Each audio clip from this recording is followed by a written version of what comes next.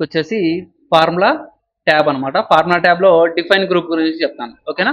So define group ఏమి అంటే, ఇప్పుడు ఫర్ సపోజ్ మనము ఇక్కడ మీరు గమనిస్తే ఇక్కడ చూడండి,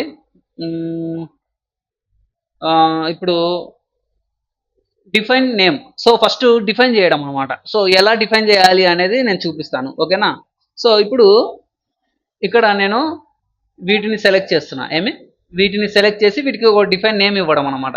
సో నేను ఇక్కడ డిఫైన్ నేమ్ అని ఉంది కదా, సో దాని మీద క్లిక్ చేస్తున్నా. సో క్లిక్ చేస్తే ఏమొచ్చింది, సేల్స్ ఇయర్. ఎందుకు పైన ఉంది ఇదే కదా, సో దీని ఒక డిఫైన్ నేమ్ అనమాట. నేమ్ ఇచ్చేస్తాం, ఓకే అని కొట్టినాం అనుకో. ఇప్పుడు చూడండి, ఇప్పుడు నేను ఏం చేస్తానంటే ఇక్కడ is equals to SUM some అని ఇచ్చేసి ట్యాబ్ అని ఇచ్చేసి, ఇప్పుడు ఏం పెట్టినాం దీనికి, సేల్స్ కదా.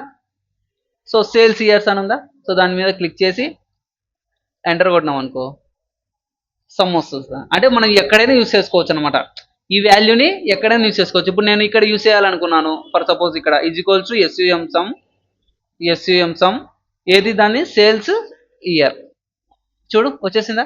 సో దాన్నే డిఫైన్ నేమ్ అంటాం. ఏమంటాము, డిఫైన్ నేమ్ అంటాం, ఓకేనా. ఒకవేళ ఫర్ సపోజ్ నేను ఈ 1600కి 100 కలపాలి అనుకున్నాను, 1600కి 100 కలపాలి అనుకున్నాను. ఎలా వేయాలో చూపిస్తాను. Is equals to SUM some sales, ఓకేనా, ప్లస్ 100 వచ్చిందా. 1700 లేదు ఇలా కాదు అనుకుంటే మనం ఏం చేయొచ్చు అంటే, ఇక్కడ ఇది ఉంది కదా, సో దీన్ని డిఫైన్ నేమ్గా తీసుకోవాలి. ఏం పేరు పెట్టాలి దానికి, మై సేల్స్ అని పెడుతున్నా. మై సేల్స్ అని పెట్టేసి ఓకే కొట్టేసిన. సో మై సేల్స్, ఇక్కడ అండర్ స్కోర్ పెట్టాలి. సో అండర్ స్కోర్, ఓకేనా. సో అండర్ స్కోర్ పెట్టి ఓకే కొట్టాలి. So easy, the name is already exist, అంటే మా ఆల్రెడీ ఉందంట. సో కాబట్టి మనం ఏం చేస్తాం, జస్ట్ యూస్ చేసుకుందాం. ఎలా చేసుకుందాం అంటే, ఇక్కడ is equals to my sales plus already ఉంది కదా ఇక్కడ 1600, ఓకేనా, ప్లస్ 100 వచ్చిందా. అలా అయినా చేయొచ్చు, లేదు అంటే is equals to SUM some అని ఇచ్చేసి ఇది ఉంది కదా, దీన్ని డిఫైన్ చేసుకున్నాం కదా. సో సేల్స్ ఇయర్స్ ప్లస్ 100 అలా అయినా కూడా చేయొచ్చు అనమాట. సో దాన్ని డిఫైన్ నేమ్ అంటాం. ఏమంటాము, డిఫైన్ నేమ్, ఓకేనా. అర్థమైంది కదా ఇది. ఓకే, క్రియేట్ ఫ్రమ్ సెలెక్షన్ అని ఉంది.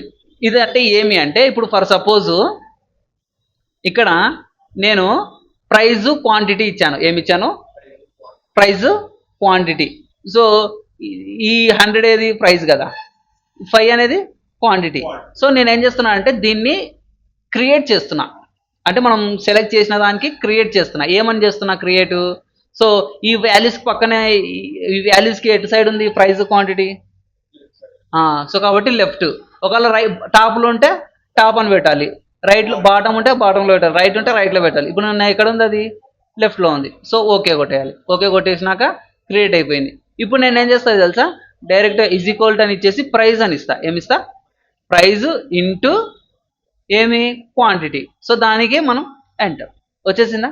సో అలా అయినా ఇవ్వచ్చు అండ్ ఇలా కూడా ఇవ్వచ్చు. So from the create from selection అనమాట. మనం ఏదైనా క్రియేట్ చేసి సెలెక్ట్ చేయొచ్చు. ఇప్పుడు ఫర్ సపోజ్ దీన్ని సెలెక్ట్ చేస్తున్నా, దీన్ని సెలెక్ట్ చేసి క్రియేట్ అని కొట్టేస్తున్నా.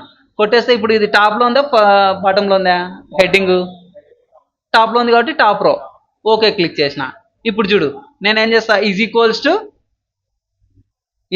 టు సేల్స్, అంతే కదా, సేల్స్ ఇయర్స్ ప్లస్ 100 అనుకుందాం. సో వాల్యూ ఇవ్వలేదు, ఎందుకు, మనం వాల్యూని సెలెక్ట్ చేయలే కదా. మనం ఏం చేయాలి, ముందే ఇక్కడ సమ్ అని ఇవ్వాలి. ఏమని ఇవ్వాలి, is equals to SUM some sales years, అంతే కదా, ప్లస్ 100, అంతేనా, వచ్చేసిందా.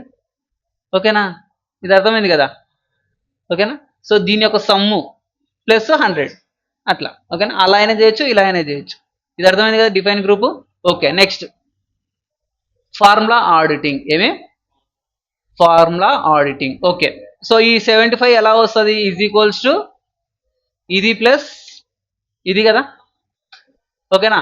దీన్ని ట్రేస్ ప్రెసిడెన్స్ అంటారు. ట్రేస్ ప్రెసిడెంట్ అంటే ఈ చూడండి, సో ఈ 25 ఎలా వచ్చింది, ఈ 75 ఎలా వచ్చింది, ఈ రెండు ప్లస్ చేస్తే సో దాన్ని ట్రేస్ ప్రెసిడెన్స్ అంటాం. ఏమంటాం, ట్రేస్ ప్రెసిడెన్స్. ట్రేస్ డిపెండెన్స్ ఏమి? ట్రేస్ డిపెండెన్స్ అంటే ఏం చెప్తాను చూడు. సో ఇప్పుడు నేను దీని మీద క్లిక్ చేశాను అనుకో, క్లిక్ చేసి ట్రేస్ డిపెండెన్స్ అన్నాను అనుకోండి, చూడు ఇక 100 ఎలా వచ్చింది అంటే డిపెండెన్స్ అంటే ఇప్పుడు 1 or 2 ఎలా వచ్చింది, ఇది +2 పెడితే వచ్చింది, ఇది +2. అదే దీన్ని ట్రేస్ డిపెండెంట్ అంటారు. ఏమంటారు? Trace dependent. ఓకేనా, అర్థమైందా ఇది కాన్సెప్ట్? ఓకే. ఇక్కడ ఎర్రర్ చెక్కింగ్ అని ఉంటుంది. ఏమి? Error checking. ఓకేనా. సో 2/0 అంటే ఎంత? 0 అవుతుందా? ఎట్లయితుంది 0? ఇన్ఫినిటీ కదా. 2/0 ఈజ్ ఎనీథింగ్. 2/5 కాదు, 2/0 అంటే డివైడ్ అంటే 0తో భాగించలేం కదా 2ని. అవునా? 2ని 0తో భాగించలేం కాబట్టి ఏమొస్తుంది, ఇది డివిజన్ ఎర్రర్ అని వస్తుంది. ఎర్రర్ చెక్కింగ్ అంటారు దీన్ని. సో ఎర్రర్ చెక్కింగ్ మీద క్లిక్ చేస్తే ఇక్కడ చూడు, so error the formula function is divided into 0 is or empty. So అదనమాట. అర్థమైందా? ఓకేనా. సో ఎర్రర్ చెక్కింగ్ అంటారు. ఏమంటారు? Error checking. ఓకేనా, అర్థమైందా ఇది? ఓకే. Formula evaluated. ఏమి? ఇక్కడ ఉందా? ఇది కాదు, ఎవాల్యుయేట్ ఫార్ములా. ఏమి? Evaluate formula. ఈ 24 ఎలా వచ్చింది? ఇక్కడ 24 ఎలా వచ్చింది? సో సమ్ము చేసి ప్రోడక్ట్ ఇస్తే వచ్చింది ఇది. అవునా?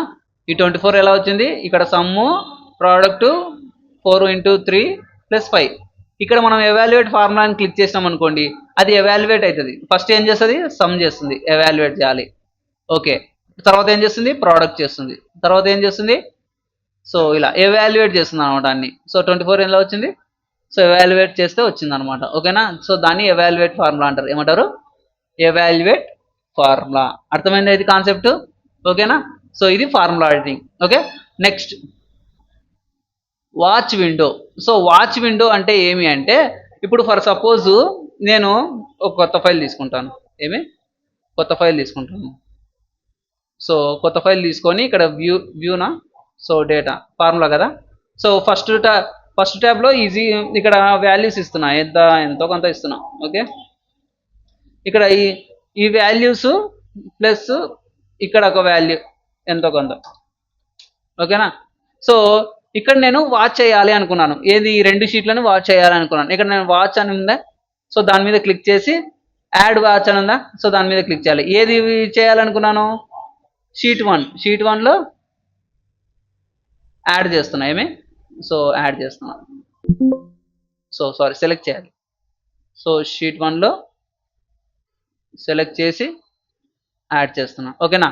నెక్స్ట్ ఇప్పుడు నేను చూడు, ఇప్పుడు షీట్ 1లో నేను ఏం చేస్తున్నానంటే ఇక్కడ 86 మారుస్తున్నా. ఏమి? ఇక్కడ మారిపోయిందా? సో వాచ్ అనమాట. అంటే ఇప్పుడు ఇక్కడ ఏదైనా మారింది అనుకో, మనకి ఇక్కడ కనపడుతుంది. ఓకేనా. సో ఇక్కడ కనపడుతుంది అనమాట. ఇక్కడ ఏదైనా మారుస్తే ఇక్కడ కనపడుతుంది. ఇప్పుడు నేను ఇక్కడ 46 ఇస్తున్నా. ఏమి? మారిందా ఇక్కడ? సో వాచ్ విండో అంటారు దాన్ని. ఏమంటారు? Watch window. అంటే ఏ షీట్లో అయితే ఆ షీట్లో మనం వాచ్ చేసుకోవచ్చు, వాచ్ చేసుకుంటూ చూసుకోవచ్చు అనమాట. సో అర్థమైంది. సో దీన్ని వాచ్ విండో అంటారు. ఓకేనా. సో మీకు అర్థం కావడానికి నేను కొత్త ఫైల్ తీసుకున్నాను. చూడండి. సో ఏదన్నా ఒకటి చేసుకుంటే ఇలా షీట్ X 2 వాల్యూస్ 2 అట్లా. ఓకేనా, అర్థమైంది కదా ఇది వాచ్ విండో. నెక్స్ట్